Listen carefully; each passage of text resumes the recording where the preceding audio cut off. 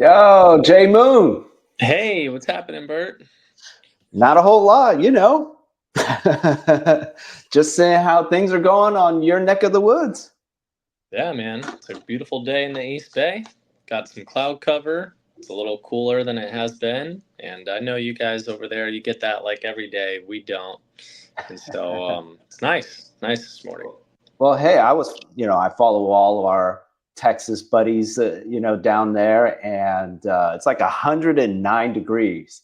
And I was like, just letting them know, I think I personally would melt. Oh yeah, man. No, I don't mind the heat.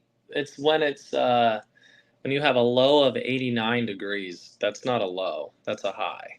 Yeah, That I can handle the heat during the day, but when the low at night does not actually cool off, that's a problem. yeah, for sure. I think we get a little spoiled around here. Right. Right. Exactly. Well, hey, did I see that you just recently had another kid? Yeah, man, we did. We just had our third kid. Third boy, right? Third boy. Yep. Congratulations, huge. Thanks, man. Yeah. Oh, pumped. Yeah, excited. Has it changed anything? No, not really. So kids had started school a couple weeks ago, so it's been like a nice slow routine. I took some time off. So it's been Good for nice. you. Good Yep. for you. Well, hey, I want to give everyone the proper intro to you Sure. because I want to make sure people know that I'm talking to a rock star here. So you and I first met at the Gary Keller Top 200 Individual Agent Mastermind, and that Yeah. is like a huge honor. And I don't think everyone actually realizes that because if you think about it, I mean, the Keller Williams network's like 150 agents in it, and you You mean break it down. 150,000? Oh, excuse me. Yes, yeah, Yeah. If it was couple zeros I was 150 missing. agents and we're the top 200, then we're missing 50. Yeah, I'm missing a couple zeros. You're right. But No yes, trouble. 150,000 agents in it, and Yeah. it isolated down even more. You're in the top 200 for individual agents. And so, such a huge honor. I was joking around with another agent. Like, sometimes I feel like those mastermind groups are even more beneficial than Mega Camp or Family Reunion because it's such a narrow group of agents in it. And you actually get to kind of pick their brains. And these are people that are working at such a high level. So, anyways, I wanted everyone to understand who I'm talking to, and congratulations on that. You are a star. Cool, man. Yeah, no, I appreciate that. Look, I never really, while that is an honor for me, it also is not everything, It's cool to get recognized and be a top salesperson, but at the end of the day, I'm just putting my head down, doing what I like to do. Um, and if even if that didn't exist, it wouldn't change anything as far as who I am, how I operate as a business owner, and how I operate with my family. I think I get a lot of great ideas from that group for sure. And it's definitely high level masterminding. So no doubt there's value there. I guess what I'm saying is yeah, I don't see myself any differently now that I'm like in this group. I don't wear a chip on my shoulder or anything like that. I just yeah, man, that's awesome, and I think it's great, and definitely an honor to be in a room with some of those agents because I feel like a really small player in a big pond in that group too. When I get to talking to some of these agents and finding out just kind of the size of businesses they're running or how they're running their businesses. The cool thing that I've learned is there's so many different ways you can build your real estate business. There's no one size fits all, and I think that's what's great about this industry. Is For, there's really you can carve your own path and there's a model to it and everything, but it's cool to see a lot of agents who've done that. for sure. For sure. So let's kind of bring it back a little bit. And I was excited to talk with you because I've been talking to a lot of agents outside of our area. And, one of the things that I think that a lot of people don't realize is how big the Bay Area is, right? From your market center in Walnut Creek to mine in San Mateo, I mean, that's an hour and a half away. And rarely do we go into our markets. Like I will say I never go to Walnut Creek. So So that's just way too far. We got bridges, and it just doesn't make a lot of sense because I have 3 kids too. Yeah. So, Yeah, that's you right. know, and so let me read you a post. I found this really funny and maybe you would appreciate. So this was a post from one of the referral groups, and it says, looking for a referral agent for a buyer looking in California must be bilingual. How vague is that, right? First of all, I mean, obviously, this is an extreme example. I mean, California is so big. I think it's like 13-hour drive from one end to the other. And Yeah. just even if they said looking for an agent in Northern California, we are established. That's like 2 hours each way. And anyways, so funny. I thought you would appreciate that as well. Well, I Do think, you yeah, so you're bringing up an important point. It's important to distinguish like what parts of the Bay do people cover. I do have a pretty large radius. I cover about 45 minutes to an hour, maybe an hour and 10 around the Bay. But yeah, there's just certain markets that I just don't sell in, or I don't go to, or I know nothing about, and to which in those situations, I want the clients to always lean on me first, and come to me as a resource. But if I don't serve that market, um, then I'll refer it out. But I think the thing that it's important for the general public to understand, like our audiences, right? Like our followers, the people who are our friends and our family, and those who are connected with us on social media. I think what I find, and let me know if you find this too in the Bay Area, there seems to be this like sense of pride of like owning a certain city or a certain suburb, and it can get a little egotistical. But I think on the agent side, but on the consumer side, I think what's really interesting is they place like so much value in this, like, well, do you know this neighborhood, yeah. and it's wild to me how niche and how specific that need is, because like I said, I cover a 45-minute to hour and 10-minute radius, um, and in those situations, those clients were like, yeah, I know real estate well enough that you'll be able to do a good job and sell this, and the market well enough to where it's going to happen. But then there are those consumers who are like, I want you to know this neighborhood. It's like, okay, well, I'm not sitting in front of my computer 15 hours a day looking through every photo, watching every sale, looking at every little detail. However, I do get into the office. I'm looking at the homes that sell here in Contra Costa County. I'm tracking what is selling. I'm keeping notes every single week on what the market is doing in certain suburbs where I do sell a lot, like Concord, Martinez, Walnut Creek, and the surrounding areas. And of course, in those areas, I'd consider myself more of an expert, right? But in those other suburbs, maybe not so much your local expert, but I think the consumers also forget that, like, you could try and go with that neighborhood person, but what if they only sell like 4 homes a year in that neighborhood? Like, are they actually the expert that you need, or are you just feeling more comfortable using them because they know the neighborhood? That doesn't mean they know real estate transactions well. That doesn't mean they know how to protect you from lawsuits well. That just means they literally know, like, what time the park opens, right? And so Right. I think you bring up a really good point. Like, I think that's a learning curve for a lot of consumers, but just also a word of encouragement of like, hey, reach out to Bert first. Reach out to me first if you're interested in an area. And if we feel like we can suit you and help you, we'll be honest with you. But if we feel like we can't, we'll refer you to the right person because we have a huge network. Most def. Well, hey, I want to be a little bit honest too, because my wife and I, we bought a place, here on the Mid Peninsula, and we thought about moving to East Bay at one point, and I mean, it's only natural, right? So San Mateo County right now is our median sales price is over 2 million. Okay. And so I think what is a huge advantage of the East Bay is that your prices aren't nearly as high. Would you be able to give us like some kind of like quick update on what the market's doing in your market? Yeah, man. Great questions. So I think if you're talking about median price point, like the median price point in Contra Costa County, because East Bay is huge, right? East Bay is very general. There's you can go all the way down to Fremont. Technically, is East Bay. But if we're talking Contra Costa County, which is where I was born and raised and where I know real estate the best, the median sales price in the month of July was 829,000.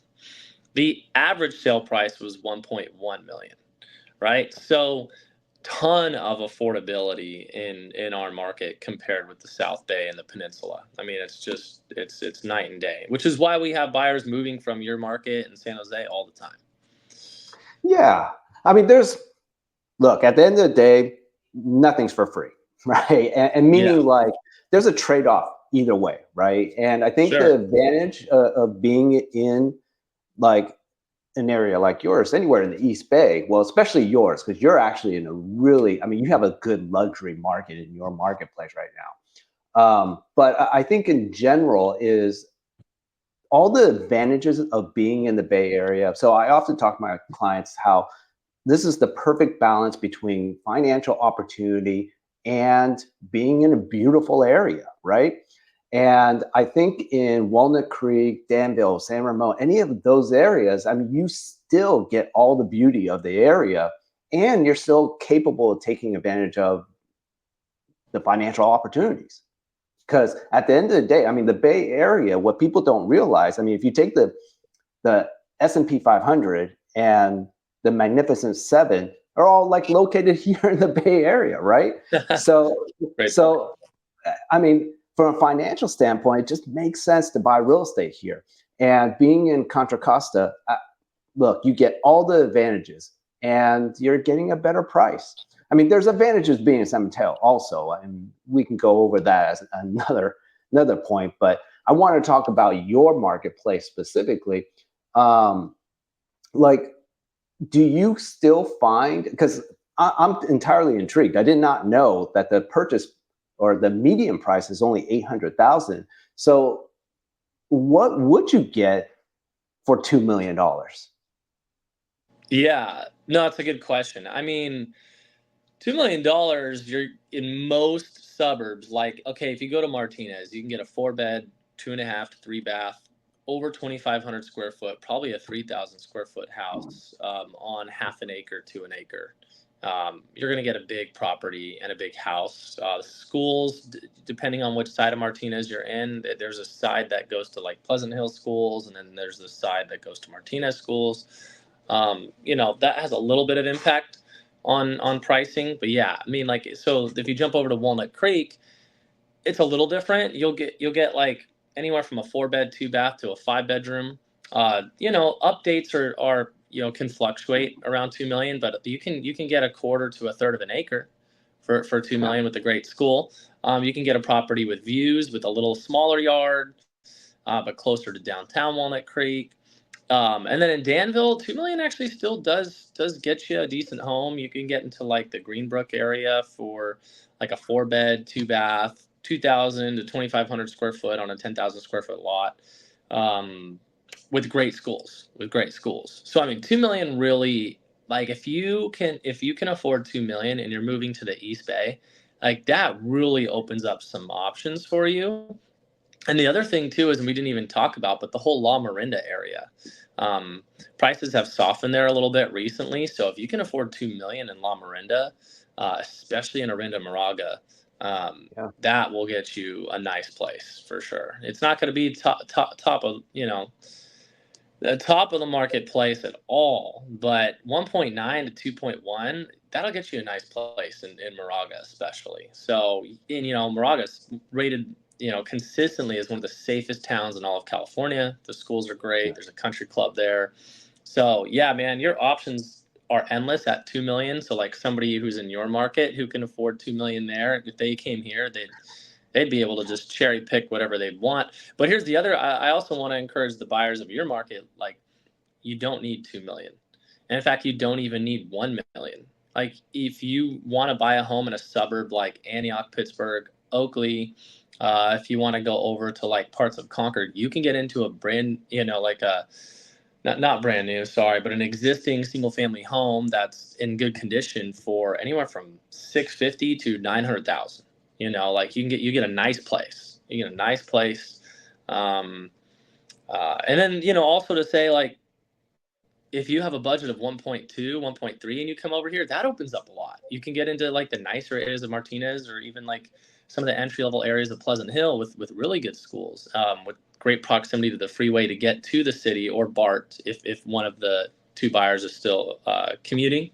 So yeah, man, there's a ton of flexibility in pricing here compared to your market. I mean, I don't want to call it night and day, because I think the average person still feels squeezed out with how high rates are and how high home insurance is. I mean, but if they're coming from your market, it's going to feel so cheap. But if you're living here, it does not feel cheap. It does not feel cheap. If you're living here and you're commuting for work, or you're working, it feels like a huge uphill battle.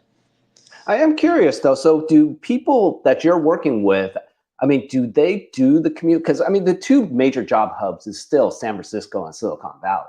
So, like, do you find most people still commuting to those areas, or do they? I don't know. Are they strictly Yeah, I online? would Like, say most are hybrid. So most are like hybrid with remote work, having to come into the office 2 to 3 days a week. I'm rarely finding a person who needs to be in San Francisco 5 days a week who are living here. I'm sure that exists. That's not typically the clients we get. Um, Typically, the buyers we're working with, they have some sort of like the most staple like buyer, you know, clientele that we deal with is like, one of them's in healthcare, one of them, you know, like whether they're a doctor or nurse, or you know, even if they're like an x-ray tech, because we have a lot of hospitals around here. We have Kaiser, we have two different John Muirs, there's Kaiser in Oakland as well. There's a bunch, there's Sutter, there's different hospitals out towards Antioch and Brentwood. So anyway, all that to say is, yeah, man, we're seeing some people who still have to commute a few days a week, but that's it. We're not seeing the full, like, we're not seeing like, you know, a single person coming out here having to commute 5 days a week to the city. I'm not seeing that a whole lot. I'm sure it exists, but that's not typically the case. gotcha. Now, so you probably paid attention. Like, so I've been talking to a lot of agents, like in Denver, Salt Lake. I was talking to Trent from Minneapolis, and one of the major themes is that it is so close to the outdoors, right, in those areas. And so, I actually think the Bay Area, we're not that far from outdoors activities, right? And I know you're an avid fisherman. Like, how close are we? Like here in the East Bay, or like where you Yeah, are? compared to, yeah, let's talk about the East Bay because that's Yeah. what So, you're most. I mean, just giving you examples of what the things that my family does, right? So first of all, you have local proximity to Mount Diablo for hiking, you know, with some good views. If you get lucky, once a year there's snow on the top, right? It's always a fun adventure. But locally, there's tons of parks. There's the Lafayette Reservoir, which is a good place to fish, good place to, you know, go on a walk, hike, have a picnic, do a birthday party. You have Contra Loma Reservoir, which is a big one that's in the Antioch area. Um, but then, yeah, man, don't forget, like, we're only 45 minutes to Sausalito, like maybe an hour if there's traffic. You know, we're an hour and 10 to 20 minutes to Santa Cruz Beach. You know, and then you're 30, well, depending on where you live, you could launch your boat here. But as far as the California Delta, people forget about the California Delta River system. So like if they're coming from the South Bay, and they're an outdoorsy person and they want to have jet skis or a boat or a kayak or whatnot, and they're looking for a local place to do that, the California Delta River system is anywhere from 30 minutes to an hour from here. When there's tons of launch ramps, all starting from, you know, Pittsburgh Bay Point all the way into like Brentwood area as well. So yeah, man, there's a ton of outdoorsy things to do. I think the East Bay is like nicely located for that. I think Yeah. the thing is there's nothing like, I shouldn't say there's nothing. There's a lot of hiking in like the hills of like Martinez and, you know, different areas around here. Your more adventurous stuff is a little bit further away, at, you know, at least 30 minutes to an hour, but there's still a handful of things to do here in town. Like if you're leaving San Francisco in that whole area, you're not leaving all of your adventure there. There's still a lot of adventure here, and especially outdoors. Sorry, man. Oh, what happened? There we go. A lot of I outdoorsy see things it. to do here. So, yeah. Well, let's kind of leave it up or close it up. I like to ask, my chat partners kind of something a little more personal, something not just business related. They get to know Jason Moon himself. I know you're an avid fisherman, and you have 3 boys now. Where would be the best place to fish? Let me put it in a different way. Where is your bucket list place to fish with your boys? Well, man, that is you just opened up like a whole hour-long dialogue that we don't have time for. If you're living in Contra Costa County, like the best thing you can do is just take them to like the local East Bay reservoirs. There's a lot of those. Contra Loma, Lafayette, stuff like that. There's Hidden Lakes Park, which is in Martinez too. Just do a bobber and a night crawler, like a live worm, and let them catch some little fish. But Okay. yeah. But because we have access to like Lake Berryessa is an hour and 10 minutes. We have the California deltas here. There's other lakes like Folsom Lake's an hour and 20 minutes from here. There's tons of spots. And I'm not much of a saltwater person. I've only talked freshwater, right?